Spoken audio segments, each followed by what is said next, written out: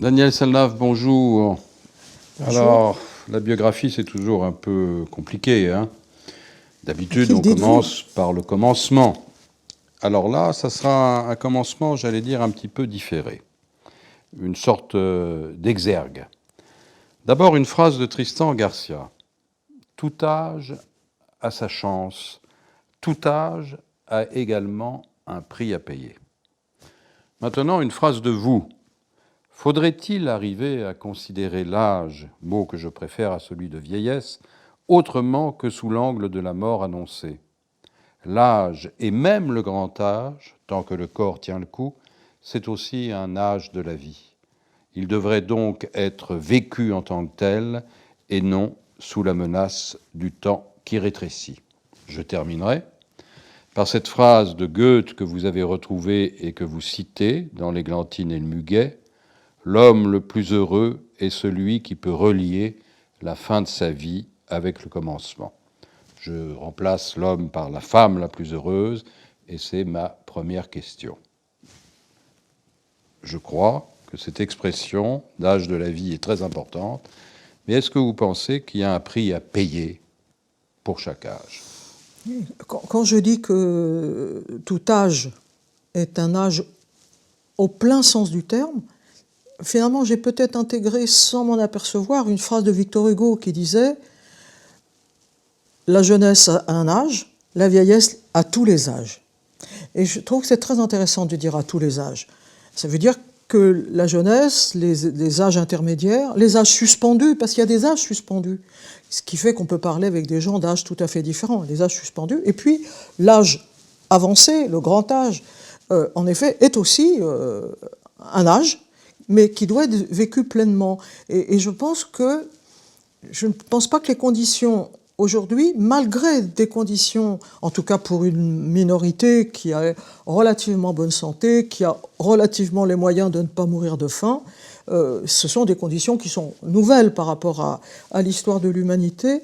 Et il y a un certain nombre de pesanteurs qui ne viennent pas de l'intérieur, qui viennent de l'extérieur. Moi, je suis très frappée de cela.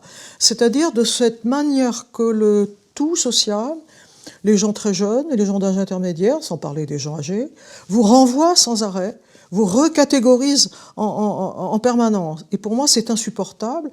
C'est comme si on m'obligeait à marcher avec une jambe attachée ou les bras liés dans le dos. Je veux qu'on me laisse tranquille, qu'on me laisse libre. Et donc, j'affronte à ma façon le prix forcément à payer. Et qu'est-ce que c'est le prix à payer? Je pense que le prix à payer, c'est l'inévitable douleur du bilan.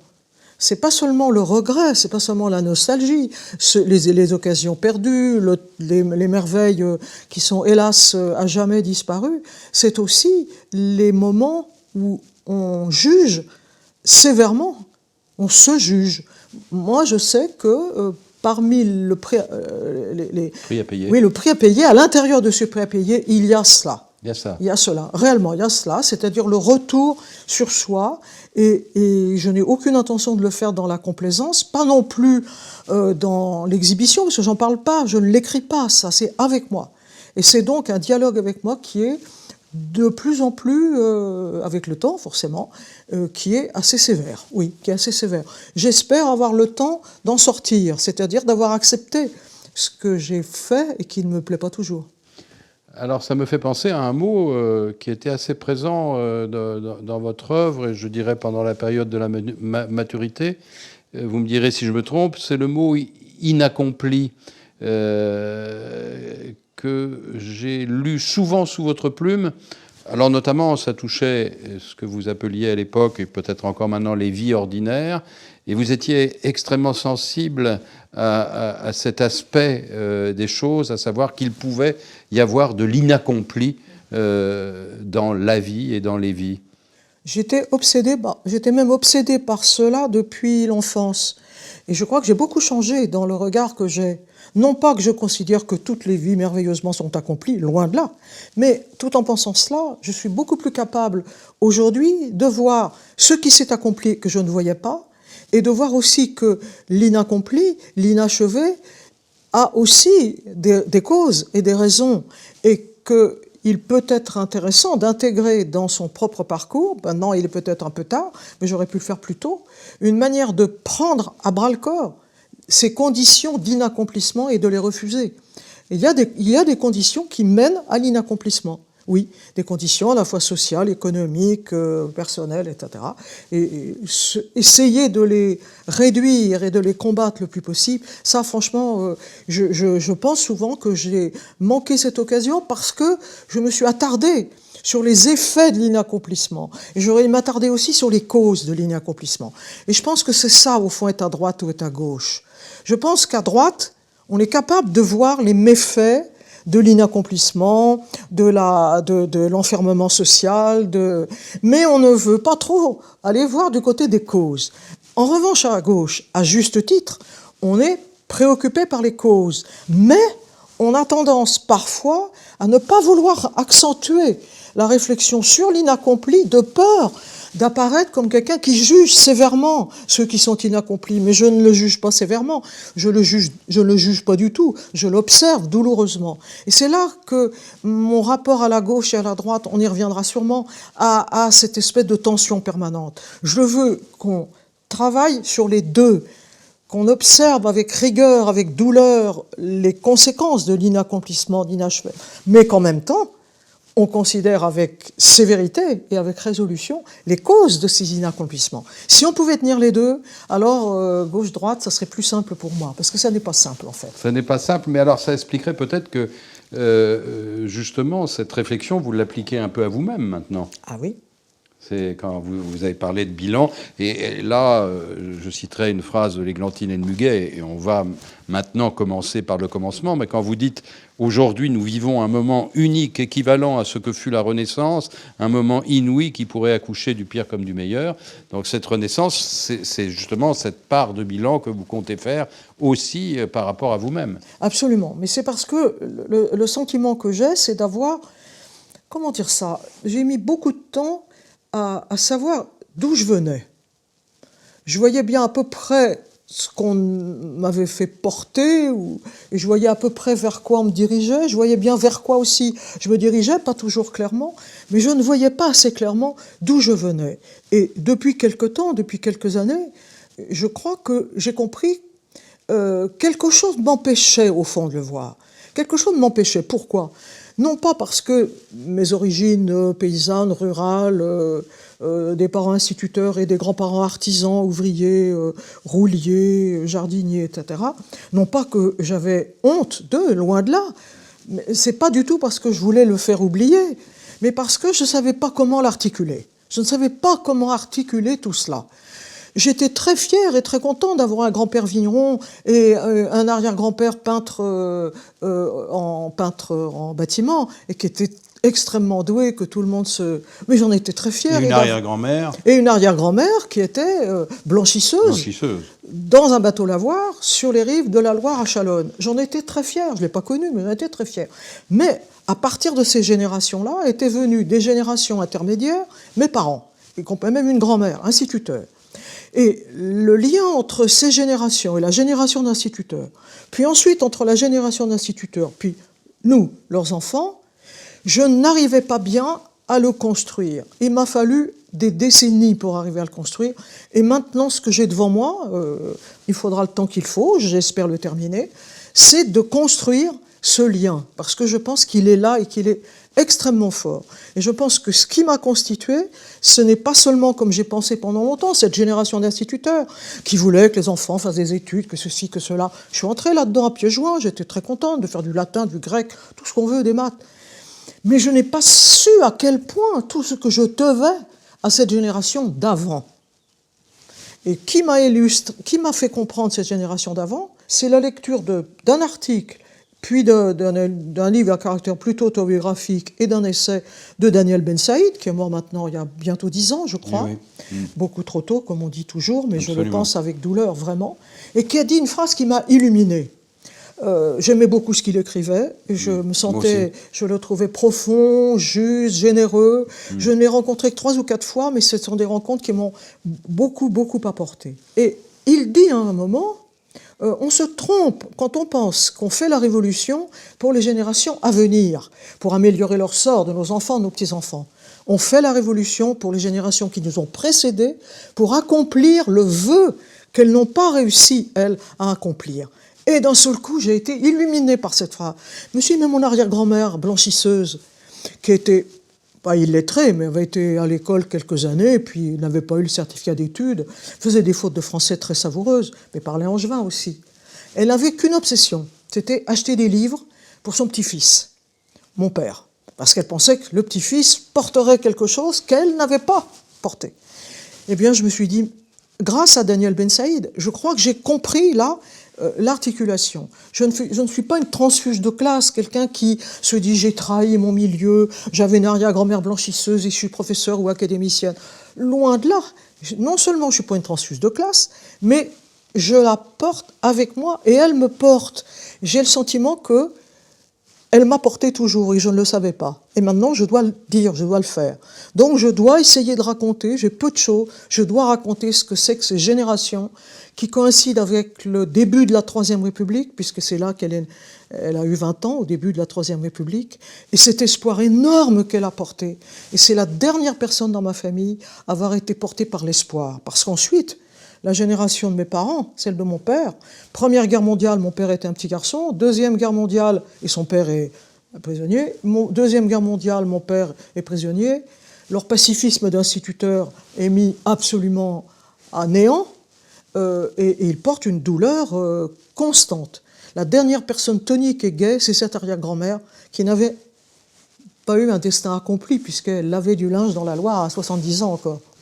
Daniel Salnave, la guerre, vous êtes né dedans.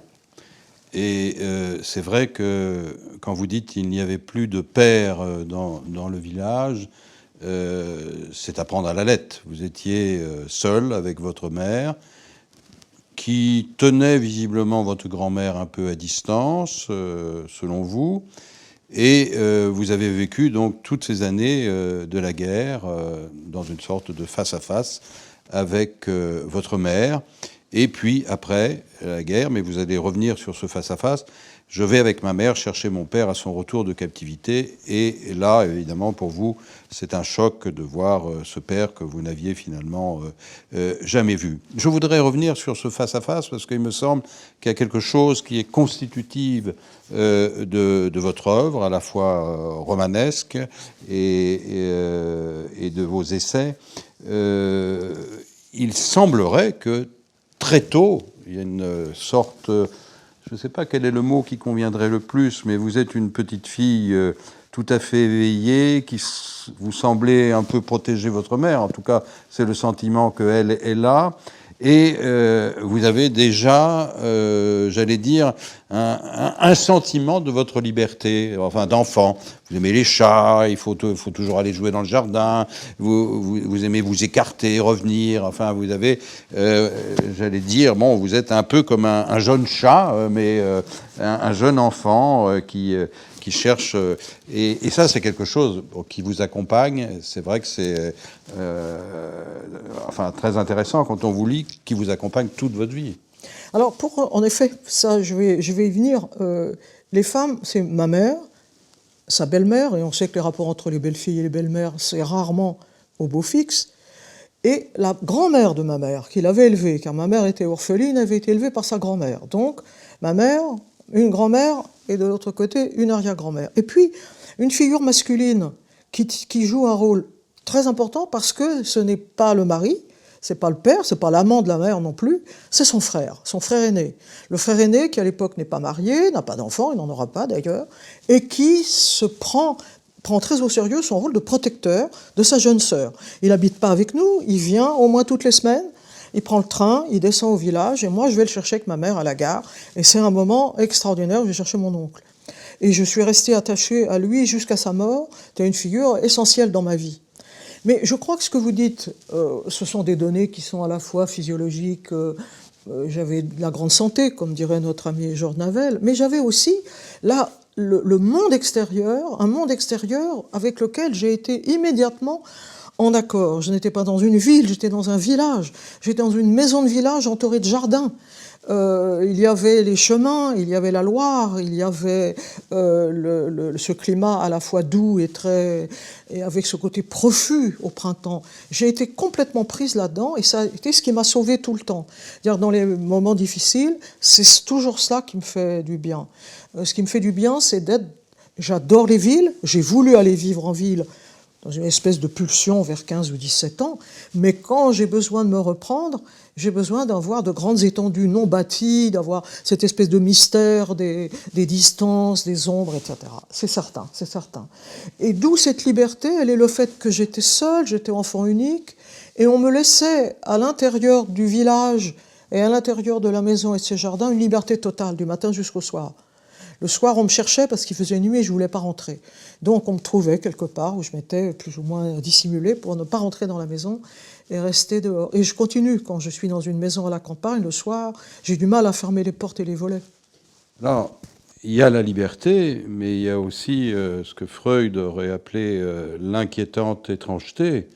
La maison d'école était une grande maison, froide, de belles proportions, un rez-de-chaussée coupé en deux par un long couloir, la grande maison froide, la guerre, la solitude des femmes, l'absence du père, du mari. Il s'est joué quelque chose de très fort dont toute ma vie a été marquée, je le sais maintenant.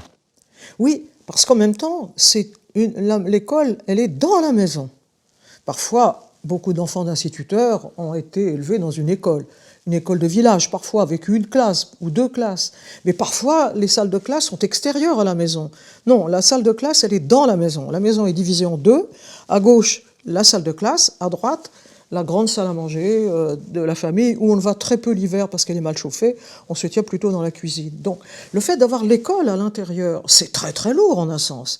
J'ai en quelque sorte intériorisé le fait que l'école soit là, que l'odeur de l'école, l'odeur de la craie, des tableaux, du charbon qui servait à chauffer. Et est-ce que vous diriez qu'à l'âge de 4 ans, vous connaissez déjà la mélancolie ?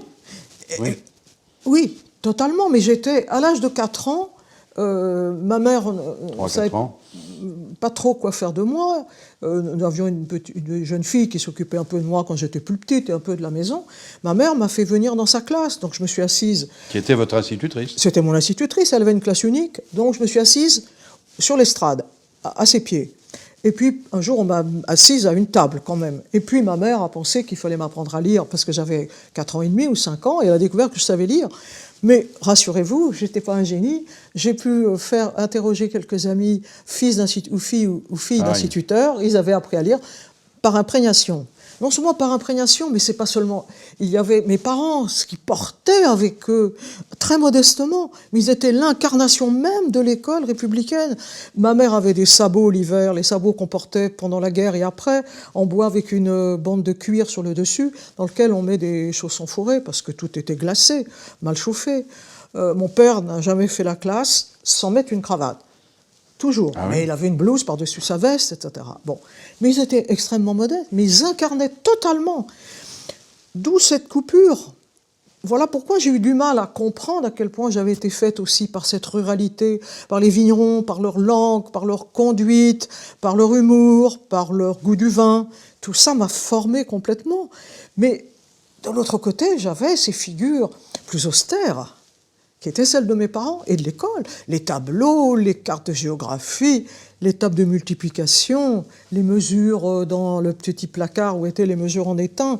Donc, oui, je suis née 2 fois, à la fois au bord de la Loire et dans une salle de classe. Et j'ai eu du mal pendant longtemps à voir le rapport entre les deux.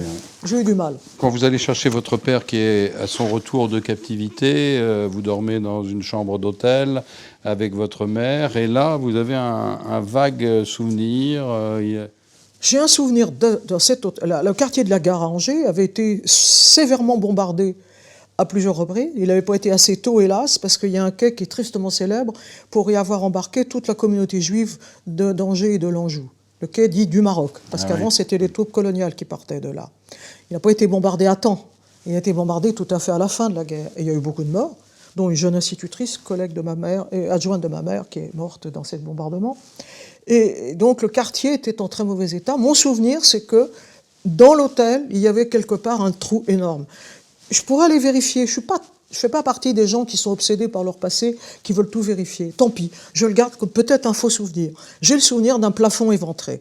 Peut-être pas dans la chambre, mais peut-être dans l'entrée, dans la salle à manger, quelque part. En tout cas, le quartier était très sinistré, il a été entièrement reconstruit. Et ma grand-mère, la mère de mon père, ma mère et moi, en juin 1945, nous sommes allés sur le quai de la gare accueillir des soldats et des officiers français qui rentraient.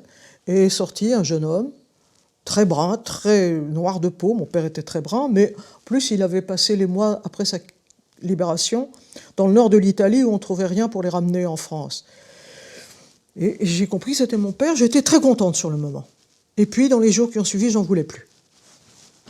Et alors pourquoi, à propos de votre père, vous revenez souvent sur, enfin, vos deux parents, mais surtout votre père, sur une sorte de mélancolie native? Oui, oui. Il y a une mélancolie dans cette famille. Elle venait d'où? L'arrière-grand-mère en question, si j'ai bien compris, sa façon de parler, de vivre et de supporter les aléas d'existence, non.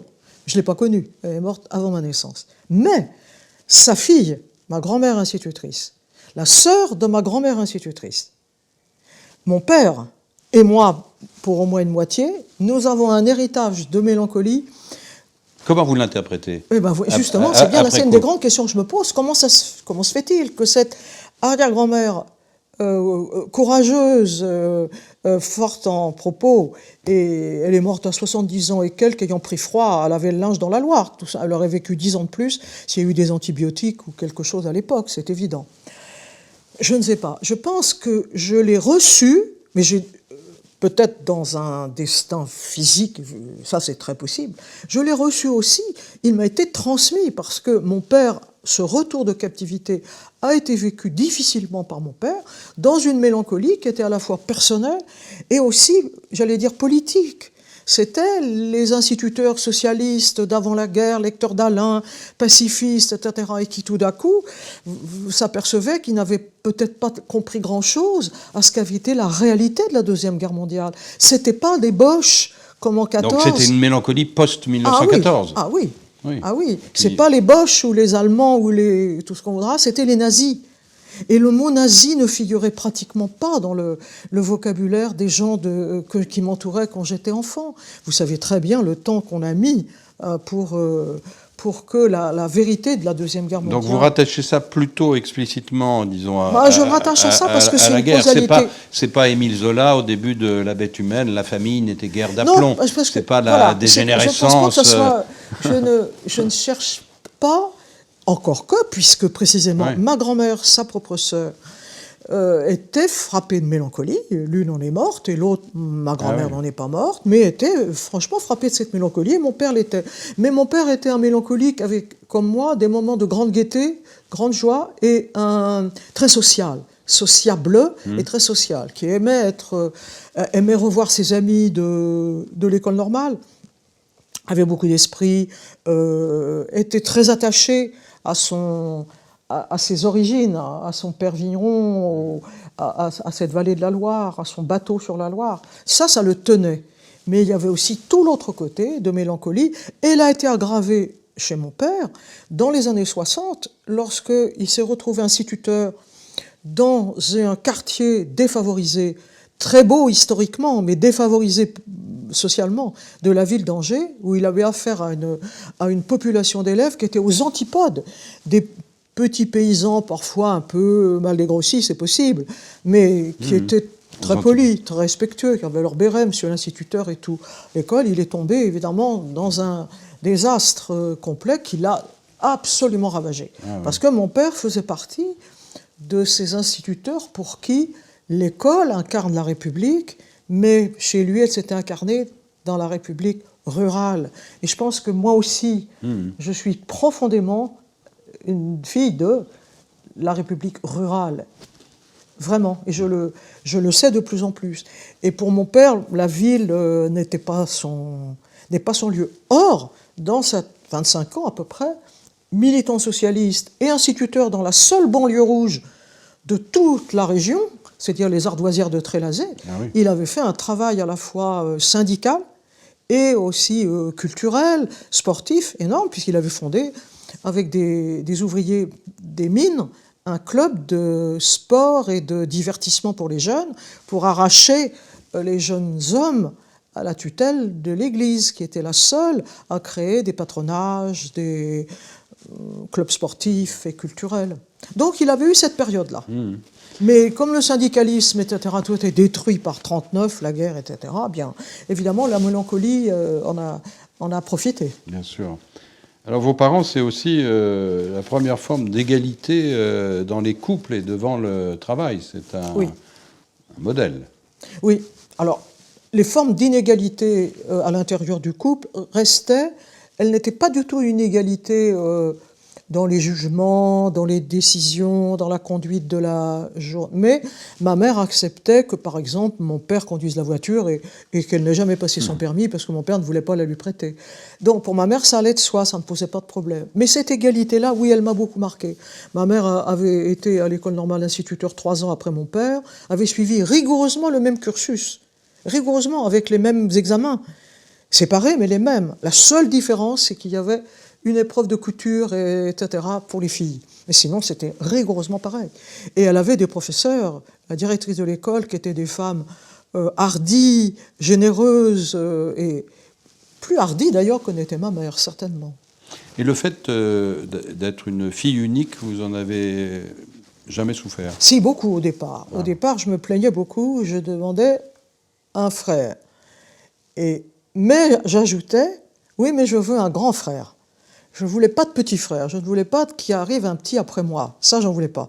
Mais avoir un grand frère, c'était un rêve que... Alors on m'expliquait avec une certaine gêne, parce qu'on n'entrait pas trop dans les détails concernant la reproduction humaine, que non, on ne pourrait pas me donner un grand frère, que le petit frère, il tomberait on ne sait pas d'où. Puisqu'il pouvait me tomber un petit frère, pourquoi il n'en tomberait pas un grand? Mais non, je ne pouvais pas avoir de grand frère. Donc tant pis, j'ai laissé tomber, puisque je n'avais pas envie d'avoir une sœur, je voulais avoir un grand frère. Alors comment s'est passée la transition, j'allais dire votre envol? Comment la petite fille a commencé à éprouver le désir de s'échapper de son village? Il y avait plusieurs choses. Il y avait sûrement le vœu de mes parents, qui était le vœu, l'ascenseur social républicain des instituteurs. Le grand-père vigneron, Daniel Rondeau, le père instituteur, le fils professeur. Il n'a pas été, mais il a été l'équivalent. Bon, ça, c'est certain. Il y avait cette idée-là. Il y avait aussi, pour moi, la passion de tout ce que j'apprenais. Du moment que j'apprenais quelque chose, quelle que fût la matière, le sujet, etc., j'étais contente. J'étais contente, mes parents étaient... on me dira, oh là là, m'ont dit souvent des amis, dis donc, ça devait être pénible d'avoir des parents instituteurs, ils vous font la leçon tout le temps. Non. Je ne faisais pas la leçon tout le temps, mais il est vrai que si on se promenait dans la nature, ma mère m'expliquait comment était faite une fleur et tout. Mais j'écoutais pas trop. Elle était bonne en botanique. Elle était très forte en botanique, ma mère. Bon, moi, pas trop. Bon. Donc, il y avait ça. Et puis, il y avait quelque chose que j'ai compris de plus en plus. C'est l'idée que je me faisais de la province. Or, mon idée de la province, au fond, elle était à la fois juste et fausse. Elle aurait été juste si... Comme je disais tout à l'heure, j'avais compris par province cette ruralité, l'arrière-grand-mère blanchisseuse, les vignerons qui sont à la fois, qui ne disent pas tout ce qu'ils pensent, mais ils n'en pensent pas moins sur les puissances, les pouvoirs, les curés et les barons, ça c'est certain. Leur femme va à la messe, pas toutes d'ailleurs, mais enfin dans l'ensemble, mais eux pas. Très bien, bon. C'est pas ça, je voyais la province, peut-être à travers des lectures, et c'est là que je me fourvoyais complètement. La province, c'était du Mauriac, en gros. Oui, j'allais dire. Or, j'ai pas vécu une famille à la Thérèse d'Esquerroux. Pas du tout. Pas du tout. Et quand je relis Thérèse d'Esquerroux, quand je revois le film, d'ailleurs excellent, avec Emmanuel Riva, je vois bien ce que c'est, le poids de la propriété. Mais la propriété n'existait pas du tout chez moi. J'ai récemment découvert un mot qui me plaît. Je l'ai découvert chez Babeuf, Gracchus Babeuf. Ceux qui ne possèdent rien, il les appelle les impropriétaires. Ah oui. Et il dit, il faut tenir... Les impropriétaires. Les impropriétaires. J'ai été illuminé par ce mot. Le premier communiste, quoi. J'ai été illuminé par ce mot, ma famille. C'est pas des gens qui manquent de quelque chose, c'est pas des gens qui étaient pauvres. Ils n'étaient pas riches. Ils n'étaient pas misérables, loin de là. Ils mangeaient correctement. C'était des impropriétaires. Personne ne possédait rien. On ne transmettait pas de propriété, on n'en avait pas. Mon grand-père vigneron a acheté un petit bout de vigne, mais personne n'achetait rien, on n'avait pas de propriété. Donc, si j'avais compris que c'était ça la province, j'aurais pu en faire une force, Mais pour moi, la province, c'était les rues autour de la cathédrale à Angers, avec des chanoines à l'air chafouin. C'était une sorte de Mauriac projeté sur ma propre vie, qui n'était pas ma réalité. Du coup, comme on dit aujourd'hui, mon grand souhait, c'était de m'arracher cette province, c'était d'aller à Paris. Parce que Paris, c'était Paris, la province. Donc j'allais à Paris. Mais quand j'étais à Paris, j'ai eu d'ailleurs une découverte extraordinaire. Oui. Parce que je me suis retrouvée dans des passes d'histoire. Mais j'ai eu des camarades, des élèves, garçons et filles. Début 60, hein. Voilà, tout à fait à la fin 50, début 60. 50, ouais. Des garçons et filles, surtout des filles, mais après des garçons aussi. Mais qui, eux, avaient à Paris connaissaient des quartiers, des fournisseurs, comment les meilleurs macarons, c'était chez Carrette, place du Trocadéro. Moi, je m'en fichais complètement des macarons de Carrette. La place du Trocadéro, c'était Jean Villard, c'était le TNP. Donc, j'avais un Paris qui était aussi faux, vrai quand même, mais aussi construit que l'était la province que je quittais. C'est ça mon antinomie. Du coup, forcément, parfois, je ne suis pas toujours très assurée de mon... Enfin, c'est pour ça que je bouge beaucoup, parce que c'est la marche qui me fait tenir en équilibre. Vous vivez, outre ce qui ressemble pas vraiment encore à une parenthèse, outre la parenthèse du Covid, vous vivez quand même moitié-moitié. Ah oui, j'ai surtout beaucoup vécu à Paris pendant très très longtemps, en allant très peu, et puis depuis quelque temps, je viens régulièrement, je vis hors de Paris, dans une campagne qui n'est pas une campagne de ma naissance, hein, campagne que j'ai conquise, et qui m'a conquise aussi, où j'étais beaucoup à cause de la Covid. Mais ce que je veux dire par là, c'est que je retrouvais... quand j'étais à Paris, j'étais obsédée par les concours, obsédée non, mais j'étais occupée par les concours, non pas obsédée, occupée, tout le temps. Mais le foyer où j'habitais était dans le 16e arrondissement, et tous les jours, je traversais Paris, non pas en métro, mais avec un autocar qui nous transportait. C'était une merveille pour moi, parce que je voyais des monuments, je voyais la beauté de la ville, je voyais l'histoire à livre ouvert.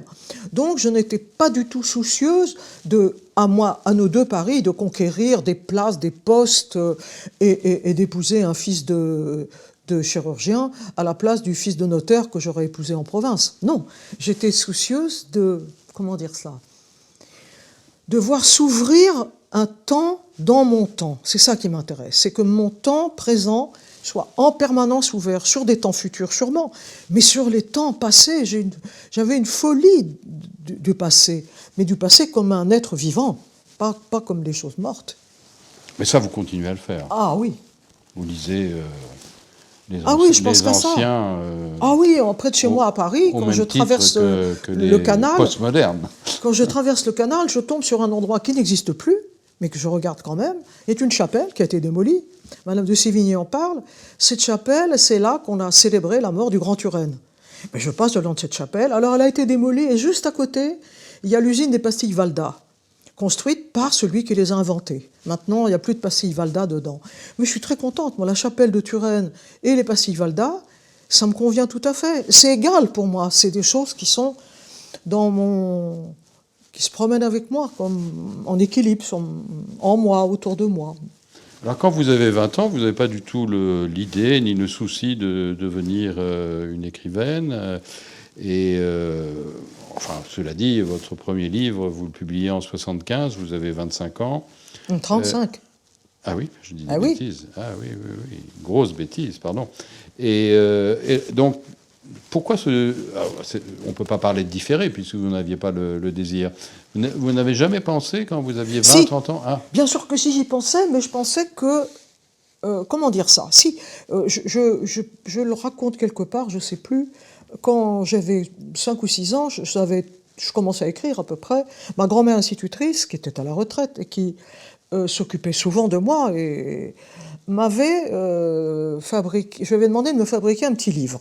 Alors elle avait plié des feuilles, les avait cousues, et j'avais dit, dans ce livre, j'écrirai un roman. Et ma grand-mère m'avait dit, vas-y, commence. Et je lui ai dit, oui, mais il faut d'abord que je trouve un titre. Je m'en souviens comme c'était hier. Ah bon? J'avais trouvé un titre. Et le titre, il faut croire que notre passé colonial nous mentait très fort, c'était Alger la Blanche. Personne ne me parlait d'Algérie. Mon oncle préféré avait fait son service militaire en Algérie dans les années 30. Sans doute en avait-il dit quelque chose. Sans doute j'étais tombé sur quelque chose, j'ai entendu à la radio. Alger la Blanche. Il n'y a jamais eu l'ombre d'un mot qui a suivi mon premier roman. C'est quand même un premier roman cousu main par ma grand-mère et qui s'appelait Alger la Blanche. Donc je pensais qu'écrire des livres, il n'y avait rien de plus beau. Mais une fois qu'ils étaient écrits, il fallait d'abord les lire. Et c'était ça ma passion. Ma passion, ce n'est pas les auteurs. Je m'en fichais complètement des auteurs. Je ne savais même pas qu'ils existaient. Je pensais que les livres tombaient comme les pommes. Mais c'était la passion de lire. Oui, c'est vrai, oui.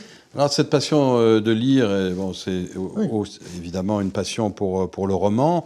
Vous êtes de celles qui vous inquiétez un peu beaucoup de la disparition du narrateur, vous qui êtes au prix Femina, qui suivez de près la littérature de langue française, et en même temps, comme dit l'autre, vous êtes un peu écarté de la littérature romanesque pour vous essayer un genre qui est plus proche de l'égo-histoire, de l'essai, etc.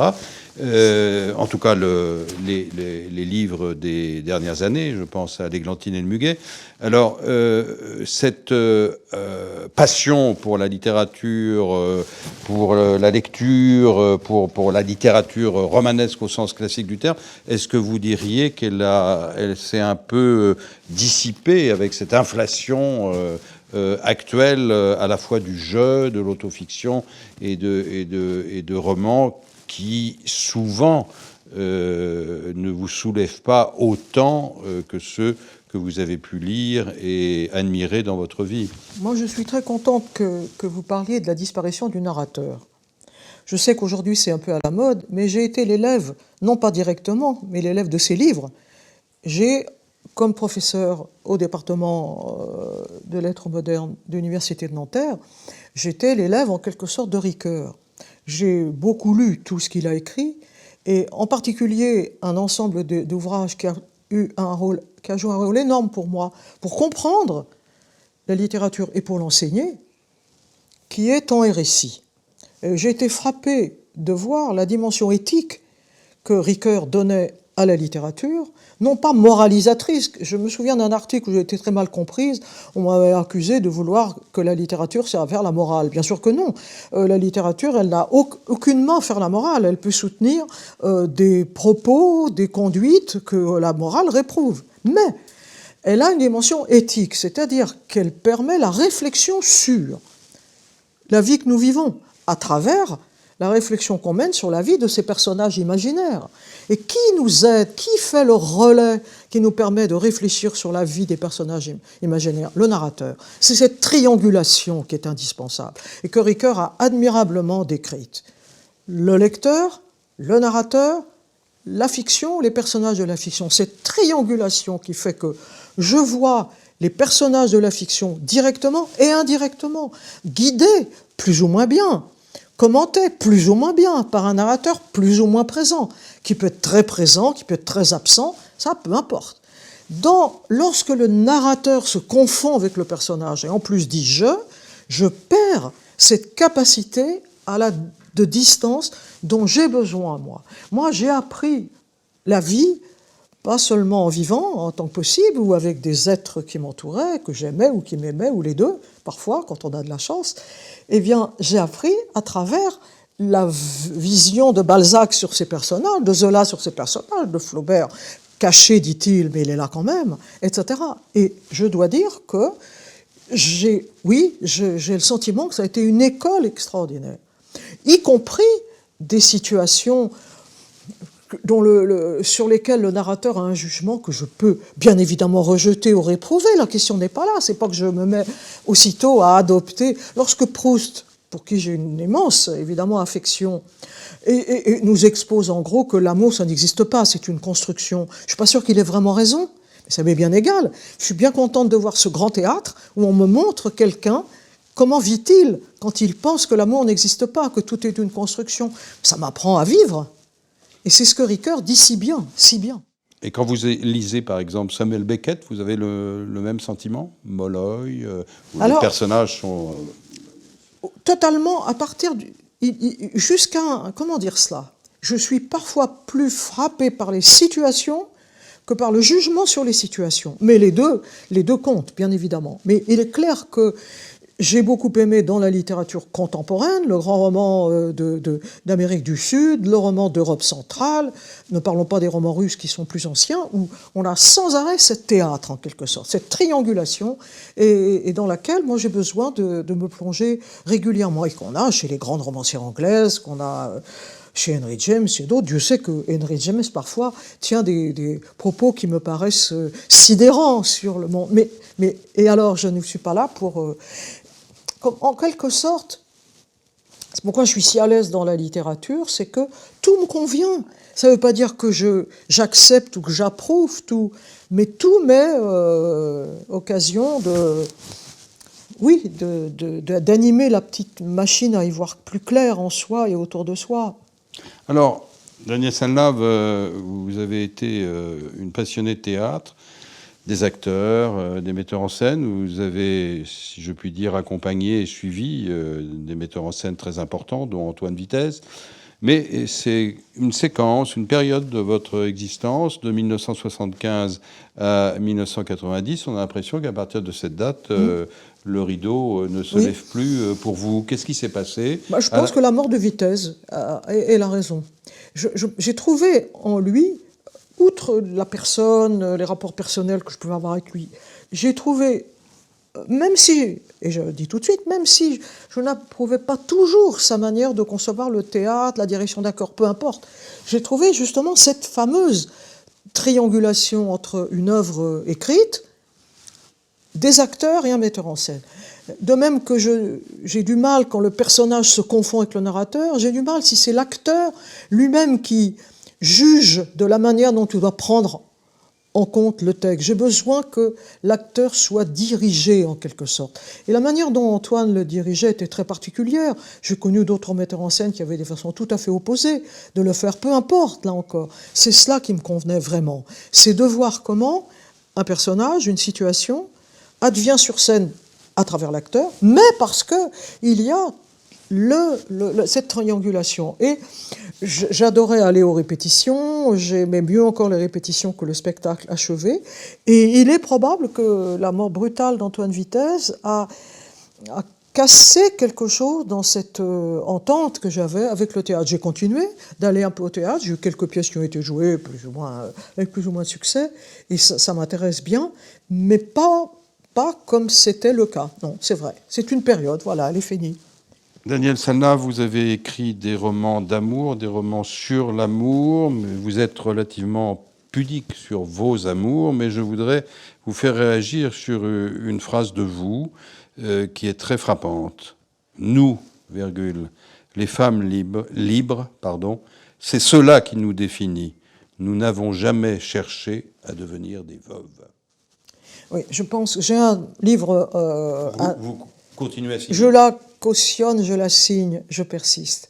Je pense qu'en effet, le devenir veuve a été pendant longtemps, il faudrait savoir ce qu'il est devenu, a été pendant longtemps véritablement un projet. Devenir veuve ou devenir une veuve. Et là-dessus, j'ai un livre presque prêt, que je n'ai toujours pas tout à fait terminé, un titre que je ne donnerai pas tant qu'il n'est pas encore écrit, mais je suis tout à fait persuadée de cela. C'est peut-être parce que, ayant beaucoup vécu dans l'illégitimité des situations amoureuses, je voyais bien comment la légitimité reprenait ses droits face auxquels les illégitimes n'avaient plus qu'à aller se rhabiller ou en tout cas rentrer chez elles. Et la légitimité suprême, c'est évidemment la légitimité de la veuve parce que personne ne vient la contester. Et je me souviens d'une phrase dans un poème de Brecht qui est extraordinaire, prétendument traduit de l'anglais, c'est toujours cette une certaine Mary qui dit, Mary, on lui ramène son mari mort. Alors elle fait entrer le cadavre, et là, s'il est un ouvrier, il s'est tué dans... Elle dit, oui, mais au moins je saurais où il dort ce soir. Et la phrase de Brecht m'avait bouleversée quand je l'avais lue, il m'était dit, mais c'est finalement ce qu'elles veulent, les femmes légitimes. J'étais un peu injuste peut-être envers elles, n'en étant pas. Mais c'est cela qu'elles veulent, on leur ramène sur une civière, mais au moins elles savent où ils dormiront ce soir. Ça ne sera plus contesté. Donc cette cruauté, il m'est arrivé de parler de ce sujet, de pouvoir choquer. Je ne cherche nullement à choquer, je cherche à... Vous savez, comment dire? Je ne cherche pas à avoir raison contre qui que ce soit, mais je cherche à faire entendre clairement mes raisons et imaginer que quelqu'un puisse s'y retrouver, au contraire, les contester vivement. Voilà, c'est tout. Je ne dis pas que forcément la vision que j'ai des veuves doit être généralisable, mais en moi, elle est très profonde. Alors, vision des veuves, et vous êtes peut-être au courant du succès du livre de Mona Chollet, qui aura d'ailleurs une suite à la rentrée. Enfin, celui dont je parle s'appelle Sorcière, et c'est un livre, disons, je ne dirais pas qui fait le procès, mais disons qui s'interroge sur le fait suivant, à savoir, il y a, selon elle, une déconsidération des femmes qui n'ont pas d'enfants. Comme s'il y avait une sorte de frontière entre le fait d'avoir des enfants et le fait de ne pas en avoir. Alors, vous avez parfois évoqué ce point, mais je pense que pour vous, c'est peut-être moins tranché que cela, cette question. C'est en fait là où elle est tranchée, là où je lui donne entièrement quitus, c'est qu'il est clair, évident, que les femmes qui n'ont pas d'enfants doivent se battre pour être considérées comme les égales des femmes qui ont des enfants. Combien de fois j'ai pu lire des propos sidérants sur le fait que, ah ben non, avoir un enfant c'est une expérience, ne pas en avoir c'est négatif. Non, c'est une expérience positive aussi. On peut la juger mauvaise, on peut la juger bonne. C'est là que peut-être je suis un peu brutal, j'essaie d'être nuancé. Mais je suis très frappé de cela. Je me souviens d'une rencontre de femmes en Pologne, au moment où on va souvent en Pologne depuis 25 ans, parce qu'il y a tout le temps des législations anti-avortement, surtout depuis 89-90. Et lors d'une de ces rencontres, une femme polonaise qui n'avait pas d'enfant avait dit « Oui, mais en Pologne, c'est intolérable, une femme qui n'a pas d'enfant est un monstre ». Un moment passe, puis vient mon tour de parole, et je dis « C'est un monstre qui vous parle ». Applaudissements dans toute la salle. Ce qui veut dire quand même que les femmes polonaises en avaient gros sur le cœur. Et peut-être certaines qui ont applaudi étaient mères. J'en suis même persuadée. Mais elles ne partageaient pas cette espèce de vision négative. Ça, c'est tout à fait, je le crois. Cela dit, pour ma part, ce qui est un peu compliqué, c'est que je n'ai pas de rejet de la maternité comme peuvent avoir certaines femmes parmi les féministes, qui n'aiment pas les enfants, qui n'aiment pas la maternité. L'idée de faire un gosse, genre Brigitte Bardot, qui est horrible quand elle parle de son fils. Elle dit « J'aurais préféré accoucher d'un chien ». Il faut être gonflé pour dire ça. C'est terrible. Oui, mais elle dit, c'est fou ce qu'elle peut dire. Eh bien là, le morceau, il y a peut-être d'autres femmes qui pensent ça. Moi, bien évidemment, jamais je penserais une horreur pareille. Mais en même temps, jamais les conditions ne se sont faites, mais je crois que j'aurais été capable d'avoir un enfant et de l'élever, et j'aurais aimé ça. Et quand j'ai eu des contacts rapprochés avec des enfants petits et prolongés, pas les enfants, mais les contacts, j'étais très heureuse. Je les adore. Danielle Salnave, vous êtes entrée à l'Académie en quelle année? Rappelez-nous. En 2011. En 2011. Il se trouve que cette entrée à l'Académie correspond peut-être aussi à un tournant politique dans votre vie. En tout cas, il semblerait que depuis le dictionnaire amoureux en 2014 jusqu'à l'Églantine et le Muguet, qui est de 2018, 18, pardon. Jojo le gilet jaune, parole d'en haut, parole d'en bas, etc. Pour cadrer la question et être direct, il semblerait que Danielle Salnave fait son retour à la politique. C'est très curieux parce qu'au fond, l'Académie, ceux et celles qui me connaissent et qui me connaissaient, certains l'ont mal compris ou l'ont pas bien compris, ou peu importe, mais il y a eu, m'en ont parlé, on a forcément. Et, une chose qui est certaine, c'est que je n'ai pas été saisie sur le tard d'un goût des honneurs. C'est certainement pas. Et au fond, je le comprends comme... comment dire ça? C'est une manière d'assumer complètement une certaine idée de la France, mais qui ne soit pas forcément une idée de droite. C'est-à-dire que je voudrais pouvoir considérer qu'on peut... Je n'avais jamais pensé à entrer à l'Académie. Ce sont des académiciens qui m'ont fait comprendre que si je me présentais, j'avais peut-être des chances. Et j'en ai discuté. Finalement, j'ai décidé de me présenter. J'ai échoué une première fois, enfin, une élection blanche. J'ai été élu la deuxième.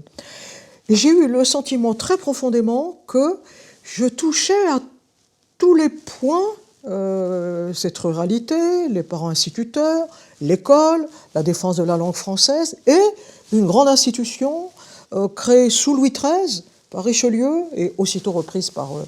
peu de temps après la mort de Louis XIII et de Richelieu, c'est Louis XIV qui va lui donner un certain nombre, dont son épée en particulier, aux académiciens français. Je me suis dit, je tiens un peu tous ces fils et je dois pouvoir les relier. Et ça, c'est compliqué. Parce que être à l'académie, ça peut être vécu de façon très différente selon les académiciens, selon les époques. Il y a des académiciens dont je n'aurais pas partagé à l'époque les choix, mais après tout, Anatole France cesse de venir à l'académie pendant 10 ans quand il voit que la majorité est anti-dreyfusarde. Ben, il dit, puisque c'est ça, j'y viens plus. Et il ne vient pas. Donc, ça va. C'est ça, je me suis dit une espèce de chose un peu fantasmatique, tenir tous ces fils. L'Académie, elle fait partie, non pas de la France qui se définit par sa grandeur, sa puissance, mais par un lien entre son passé, son présent, son sol et ses institutions, sa langue et son ouverture. N'oublions pas quelque chose qui, moi, me touche beaucoup. Pour être élu à l'Académie française, il ne faut pas prouver qu'on est français. Si on n'est pas français, ça ne fait rien. Du moment qu'on écrit en français, on obtiendra la nationalité française une fois qu'on aura été élu. C'est énorme, ça. Beaucoup de gens pensent que ce n'est pas le cas. Que Marguerite Yourcenar avait dû reprendre une nationalité française. Non. Que Semprún ne l'avait pas. Ce n'est pas le problème. Si on ne l'a pas, on l'acquiert. Ça me plaît beaucoup. Ah oui. Ça me plaît beaucoup. Ça, c'est bien. Mais est-ce que, bon, je parlais d'un certain retour à la politique, mais qu'il faudrait peut-être articuler à autre chose, parce que ce que vous venez de dire là de la France, c'est un peu de, disons, ce qu'il demeure de votre patriotisme. Mais ça correspond aussi, je ne sais pas si vous allez de nouveau voyager, vous avez beaucoup voyagé en Inde, dans les pays de l'Est, au Proche-Orient, etc., etc. Ça correspond aussi peut-être à l'idée que vous allez un peu moins voyager et vous concentrer sur ce que vous venez de dire. C'est absolument certain. Mais je reviens de loin en un sens, parce que élevé dans cette province de l'Anjou, dont Clémenceau disait « on y est plus en France que partout ailleurs ». Commentez, vous avez 3 heures. Hein. On y est plus en France que partout ailleurs. Élevé par des parents instituteurs qui avaient réellement l'amour de la petite patrie, qui a été très bien expliqué par un historien, très très bien commenté, mais l'amour de la patrie tout court, c'est évident. Nés tous les deux autour de la Première Guerre mondiale, c'est-à-dire où la France avait une partie de ses... Ma mère a appris quand elle était petite, il faudra retrouver l'Alsace et la Lorraine, bien sûr. Et l'Alsace et la Lorraine retrouvée en 18. Bon, donc je reviens de loin, je reviens d'une certaine idée de la France qui n'est certainement pas l'idée des classes dominantes, ni l'idée de sa noblesse dépouillée de ses titres, ni l'idée que s'en fait l'Église catholique, mais l'idée que ce font les instituteurs qui ont été chargés dans leur formation à l'école normale de transmettre la France du Tour de France des 2 enfants, avec ses grandeurs architecturales, ses grandeurs géographiques, géologiques, etc., etc. Donc, et aussi, ce qui en fait partie complètement, et dont, évidemment, je ne peux pas dire que j'ai été, dévié d'une certaine liberté autour de cela, non, mais tout de même, nous sommes la France de sa grandeur coloniale, de son empire colonial, la France qui a une mission, et non seulement la France des droits de l'homme, elle est la France qui apporte la civilisation au pays qui la demande. C'est la France de Victor Hugo. La France de Victor Hugo, le Victor Hugo des Misérables, mais aussi Victor Hugo qui dit « l'Afrique est à personne, cette terre est à personne, prenez-la ». N'a pas d'histoire même. N'a pas d'histoire. Elle n'est à personne, prenez-la cette terre. Et vous lui apporterez la liberté, les droits de l'homme, etc. Évidemment, on ne lui apporterait pas la chicotte et les mauvais traitements, c'est certain. Oui, mais tout de même, il faisait partie du lot. Bien sûr. Donc je reviens de tout ça. D'où ce sentiment que vous avez décrit tout à l'heure, de vivre une époque particulièrement exaltante. C'est pas que tout ce qui se passe me plaît, mais je suis tout de même extrêmement soulagé de voir que, comment dire ça, qu'une certaine idée de la France qui mettait sous le tapis des épisodes un peu douteux qui seraient ceux de la collaboration, du vichisme, ça a été plus ou moins bien fait, c'est encore beaucoup à faire, enfin plutôt plus ou moins. Mais son passé colonial, et non seulement son passé colonial, son passé colonialiste, son idée impérialiste. La France avait une mission. Moi, je pense que j'ai été élevée dans une famille pour qu'il y ait une mission. Il y a eu Vidal-Naquet, il y a eu tous les anticolonialistes. Quand même. Oui, qu'il y ait eu des anticolonialistes, ça n'empêche que l'idée de la France était pétrie de cette mission. Au fond, c'est peut-être ça. Cette mission qui suppose que une certaine supériorité des valeurs et des principes que la France défend, et pour certains principes, je leur donne vraiment mon accord. Je ne suis pas sûr de tous les mettre sous le même assentiment. Donc c'est ça aussi. Oui, moi quand j'avais 20 ans, c'était la fin de la guerre d'Algérie.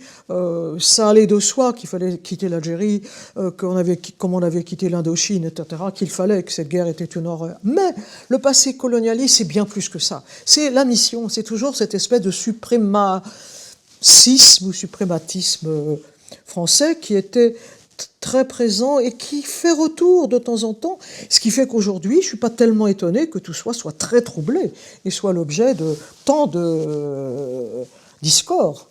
Je ne suis pas étonné. Mais on a derrière nous des siècles à soulever, à secouer. Alors, des siècles à soulever, revenons à la phrase de Goethe, « La femme la plus heureuse est celle qui peut relier la fin de sa vie avec le commencement ». Ça, c'est pour l'aspect concernant la destinée personnelle. L'autre aspect qui est plus collectif et qui concerne à la fois le destin de la France, de l'Europe et du vaste monde, au vu des défis écologiques, climatiques, etc. Si on relie à la fois votre idée selon laquelle nous serions dans une période de renaissance inouïe et d'autre part l'idée de Goethe, on a l'impression que Daniel Sanlave, de nombreuses tâches vous attendent encore.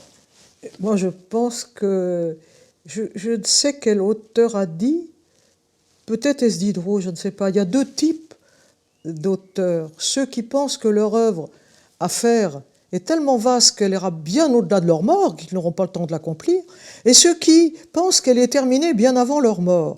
Et ceux qui pensent qu'elle est terminée bien avant leur mort vivent désespérés. Et il avait raison. Le vivre avec de l'espoir, ce n'est pas espérer qu'on aura pu écrire tous les livres, mais c'est qu'on en a tant devant soi. Et c'est vraiment cela, je le pense. Et je pense qu'il parlait de Crébillon, il comparait deux auteurs, Marivaux et Crébillon le fils, l'un pour qui l'œuvre était encore à faire et qui était heureux, et l'autre pour qui l'œuvre était terminée et qui était malheureux. Et je crois que Diderot faisait partie de ceux pour qui l'œuvre était encore à faire. Il est mort. Il faut toujours mourir trop tôt, à quelque âge que ce soit. Il n'y a jamais de trop tard. Il n'est jamais trop tard pour avoir l'idée d'un livre. Jamais, jamais. Et l'idée d'un livre... je pense à Alexandra David-Néel qui avait 100 ans et qui avait un projet encore avec sa secrétaire et qui un jour se sent qu'elle dit malheureusement je ne pourrai pas le mener à bien car je vais mourir. Elle est morte le lendemain. Donc jusqu'à la veille, elle pensait qu'elle l'accomplirait.